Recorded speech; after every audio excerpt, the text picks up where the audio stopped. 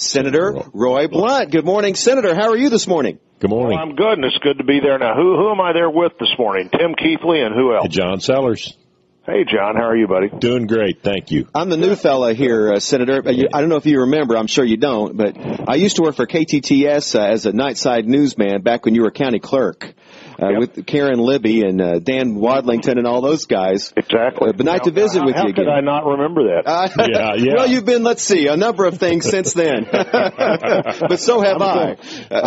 You and I are still looking for permanent work. We still, and maybe we found it finally. Senator, all we've been talking about all week with the telephone line has been this gun control debate, and let's get your 2 cents. Well, the Second Amendment matters. It's important, and as people move away from the real tragedy of what happened at Sandy Hook and the tragedy that impacted 2 families in a tremendous way at St. Louis last week, even though both of those people, both the shooter and the victim, appear that they will live. These are tragic things. I mean, I have a little boy in the 2nd grade. My grandchildren are all around the 2nd grade, and that's a scary thing. But you've got to be sure that you solve this problem in a way that allows personal freedom to continue to exist and really makes a difference. So many of the things that people are talking about would have made no difference at all at what happened at that elementary school. Exactly. Nothing that would have prevented that young man's mother from buying those weapons. Nothing that would have prevented him from having access to those weapons. And let's not come up with let's not use this as an excuse to come up with restrictions to personal freedom that don't solve any problem. I've been talking about for a long time, and before this, the problem of sharing information with law enforcement and mental instability and whether or not people need to know that. In virtually all of these cases of mass shootings in the last few years, somebody in the community had already said, don't come to our community college, don't come on the campus at Virginia Tech, don't come to the community college. But that didn't stop the person that shot Gabby Giffords and others from going to Safeway because nobody knew they should be watching for him. So, we've got in St. Louis this week, we saw 2 things that are consistent in so many cases. One that's always consistent is mental problems, and 2, often consistent, is some kind of previous altercation with the police or some kind of local security force. And that happens, those are almost always present when someone then does a senseless and violent thing, and you can't use that as an excuse to do away with people's constitutional rights or their ability to own and use firearms. We've heard, absolutely agree with that. We've heard from others that they're of an opinion that possibly this whole gun situation is a cause to a different end of obfuscation, of smokescreen from all the physical problems that are going to be coming to the fore over the next 60, 90 days. Is there any feel on your part about that? I don't know about that. I do know that the president in his comments this week would rather talk about executive orders than real legislation or working with the Congress to get something done in this regard. And, back to the firearms issue, both the Democrat majority leader in the Senate and the Speaker of the House have said, really, there just aren't the votes here to do the kinds of things on firearms the administration's talking about. But we do need to deal with spending.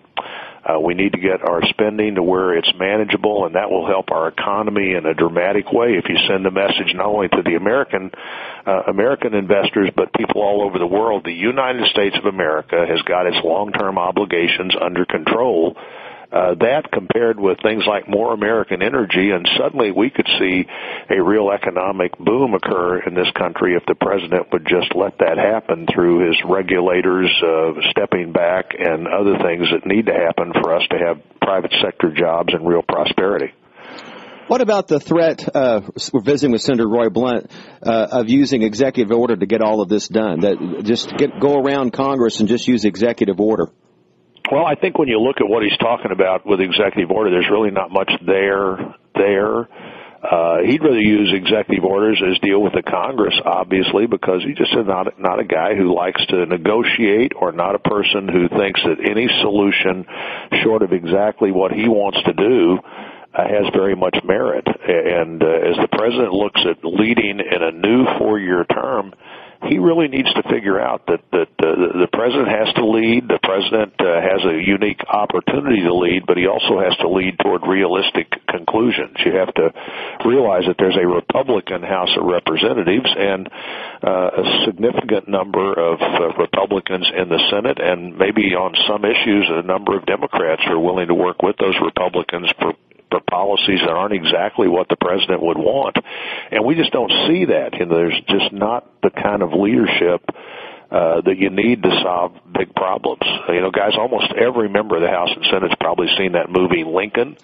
And the message of the movie Lincoln is when something hard has to be done, the President of the United States, more than anybody else, has to figure out how to get it done, and you have to figure it out in a realistic way. You can't just say, well, I think we should just raise the debt limit no matter what you guys think, so I'm not willing to talk about it. That's just totally unacceptable as a position for the President of the United States to take. By the way, how'd that movie turn out? Well, the president got done what he was trying to get done in that movie, which was pass the amendment that guaranteed that no matter what he'd done during the war, that slavery was ended. And there were many people who thought, well, you've already done that. You don't need to have an amendment to the Constitution. But the president understood properly that what he did as a war action might not last, but what you do when you change the Constitution does last. And he worked hard to get it done. And I think that's a realistic portrayal of Lincoln as president, a president who was willing to use the tools he had to get things done, but a Ronald Reagan, a Lyndon Johnson would have said, and would be saying, now here's what I think the country should do to get our spending under control, and here's what I'm going to do to try to convince you that you need to join me in this specific goal. The president, the goal the last 2 years was, I just want to if we can raise taxes on a few Americans, that will solve the problem. And clearly, the increasing taxes on the top 1% of taxpayers pays for the federal government for less than a week. So it didn't solve the problem. What about the other 360 days of the year that the president hasn't dealt with yet? Hey, appreciate the visit, Senator. Good to talk to both of you. Thank you very much. And hope to be in the studio with you before too long. Love to have that. Thank you. See you. Senator Roy Blunt.